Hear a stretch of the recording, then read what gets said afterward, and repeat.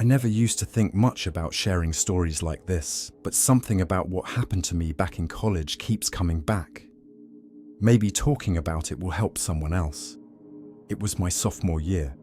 I had just gotten used to living off campus. I shared a small apartment with a roommate, about a 10-minute walk from the college. We split the rent, and it worked for us. The neighborhood wasn't sketchy, but it wasn't fancy either, just a mix of students and older residents who kept to themselves. One day after class, I stopped by the cafeteria to grab a coffee. I wasn't expecting anything out of the ordinary. While I was waiting in line, a guy started talking to me. He looked like he was maybe in his late 20s. He said he was a PhD researcher from out of state, here for an internship. He seemed polite, kind of nerdy. We got onto the topic of books. I don't even remember how. He said he liked older literature, and since I was an English major, that felt like common ground. Before I left, he asked if we could exchange numbers. I hesitated for a second, but figured it was harmless. He seemed nice enough. A lot of people networked like that. At first, his texts were casual. He'd ask about classes or recommend a book he thought I'd like. Then, slowly, they got off. He started talking about dark, violent things. Things like how he thought people needed to pay for their sins, or how some people were too soft to understand the harshness of the world. It made me uncomfortable. I stopped replying, but the messages kept coming. He'd apologize, then double down on the weird stuff. Finally, I blocked him. I thought that was the end of it, but it wasn't. I'd see him around campus, and he'd always try to get my attention. He'd call out to me or walk up like we were friends. I started avoiding the places I knew he might be. He never threatened me outright, but there was something in the way he acted. It felt like he was watching, waiting. I told my roommate about it, and she was just as freaked out. But what could we do? When I tried to report him to the college staff, they told me there wasn't much they could do.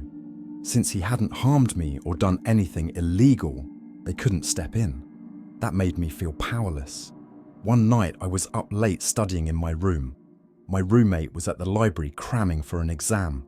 It was quiet, and I was half distracted by my phone when she called. Her voice was panicked.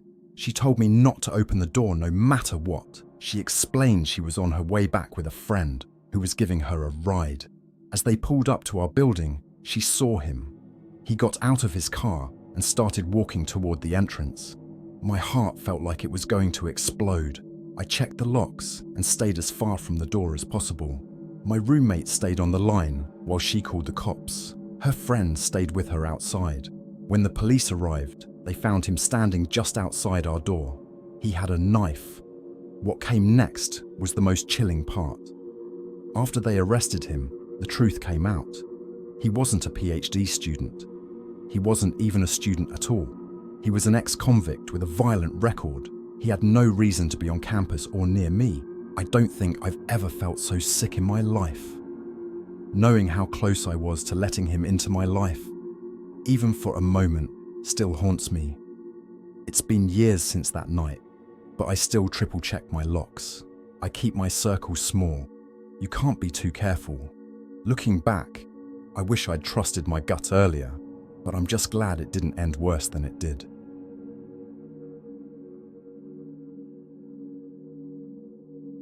I still remember how it all started.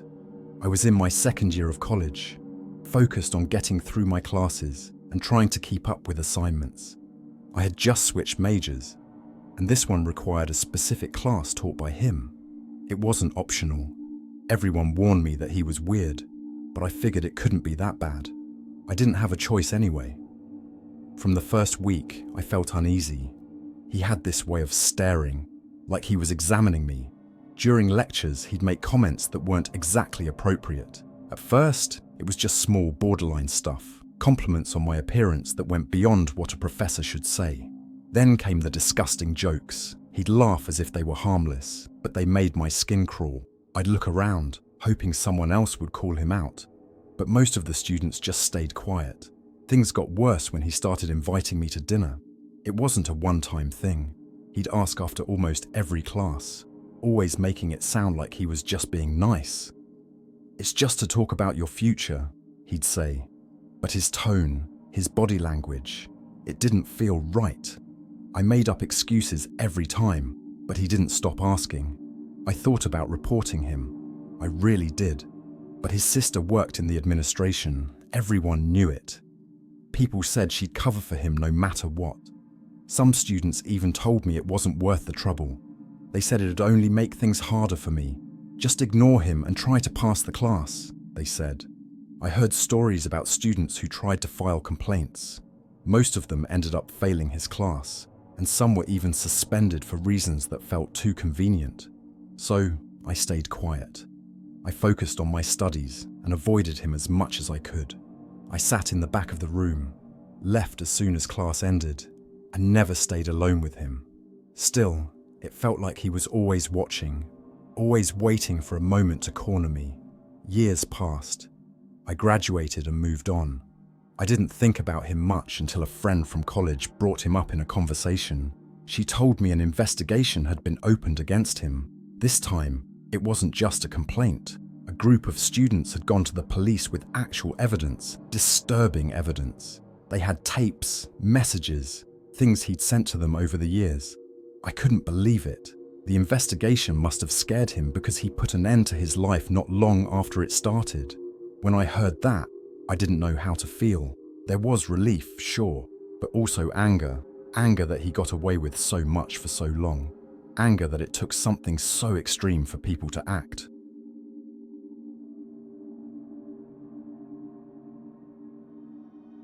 When I started college, I was pretty excited to move out of my parents' place. I ended up renting a small house with two of my friends. It wasn't much, old and kind of run down, but it was in a quiet neighborhood and close to campus.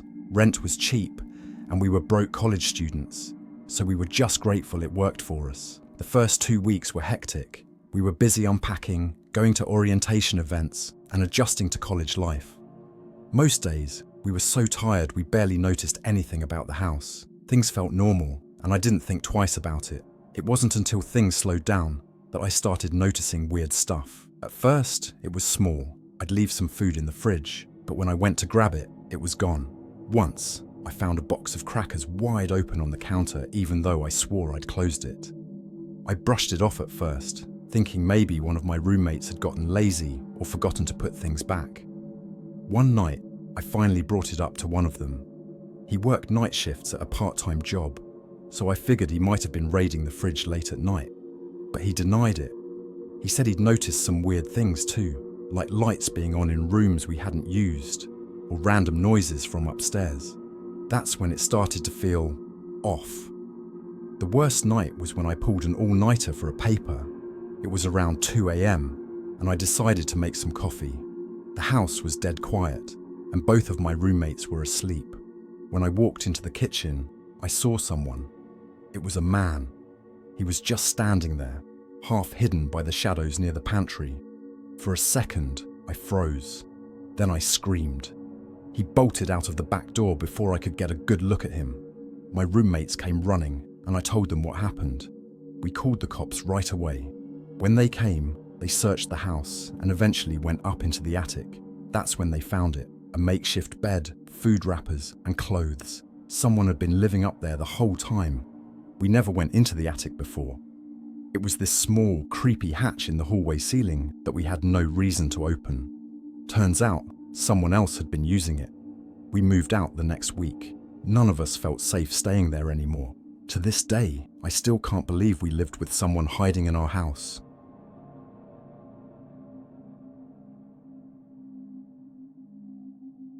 When I first arrived at college, I was excited and nervous. Being an international student, I knew it would be an adjustment. I was ready for new experiences, but I wasn't prepared for my roommate. From the start, he was awkward. He showered once a week, which was gross. Worse, he often left his wet underwear in the shower corners. It just sat there, moldy and smelly. When he shaved his beard, he left hair all over the sink. Cleaning up after him became a regular chore for me. He rarely left our room. It felt suffocating. His presence made me uncomfortable, so I spent most of my time at the library or a cafe nearby, anything to avoid the room. One night, I woke up to find him sitting in a chair, almost naked, watching me sleep. It was the creepiest thing I'd ever experienced. My heart raced, and I pretended to stay asleep, hoping he'd go away. He eventually did, but I couldn't sleep after that. He also had a disturbing habit of watching adult content without earphones in the bathroom at night. The noises were unmistakable and deeply unsettling. I dreaded nighttime. We had a big fight one night because he refused to turn off the lights. I had an exam the next morning and needed sleep. I threatened him to file a complaint against him to the dorm management office. The next day, after my exam, I went to the office to file the complaint. To my shock, he had already filed a complaint against me. No one believed my story. I feared losing my scholarship, so I decided to avoid him as much as possible until the end of the term. Then, suddenly, he stopped coming to the room. For a few days, I enjoyed the peace. His parents showed up soon after to collect his belongings. Nobody knew what happened to him. Rumors flew around the dorm.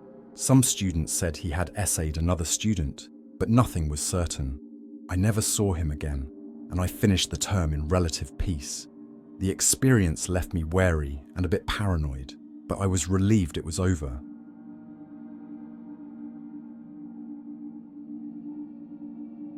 When I was in college, I shared a small apartment with 2 friends. It wasn't anything fancy, just 3 small bedrooms and a cramped living space.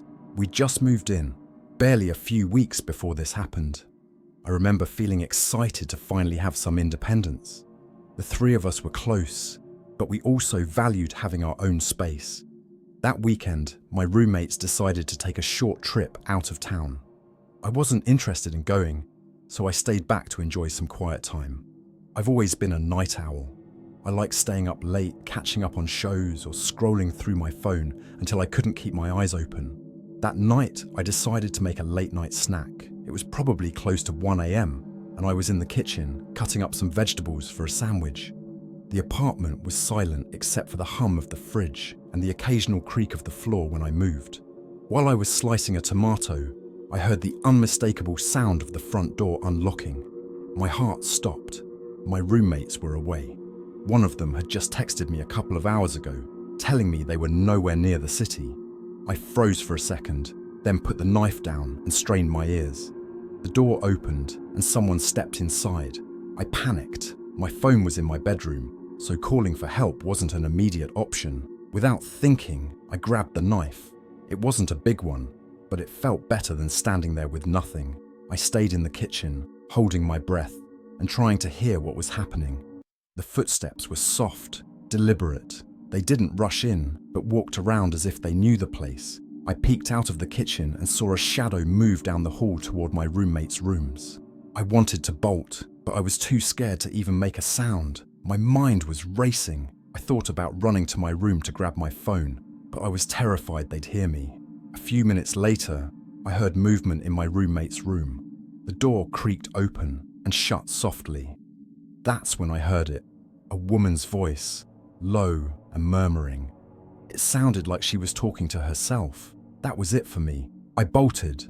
I ran straight to my bedroom, locked the door, and grabbed my phone. My hands were shaking so badly that it took me 3 tries to dial 911.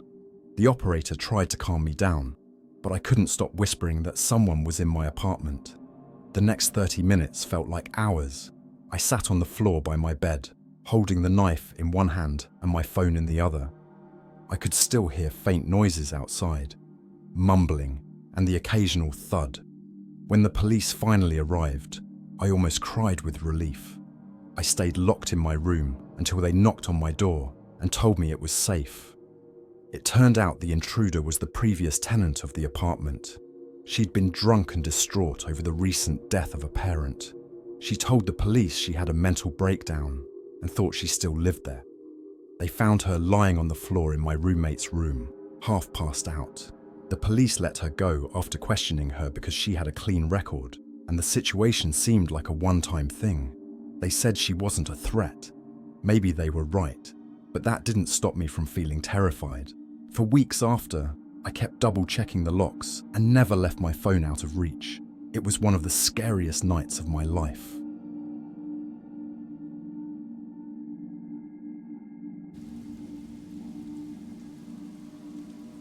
Thanks so much for watching. If you enjoyed this video, please give it a thumbs up. And don't forget to subscribe so you don't miss any future content. I'd love to hear your thoughts, so drop a comment below. It really helps and motivates me to keep creating more videos for you. Thanks again, and I'll see you in the next one.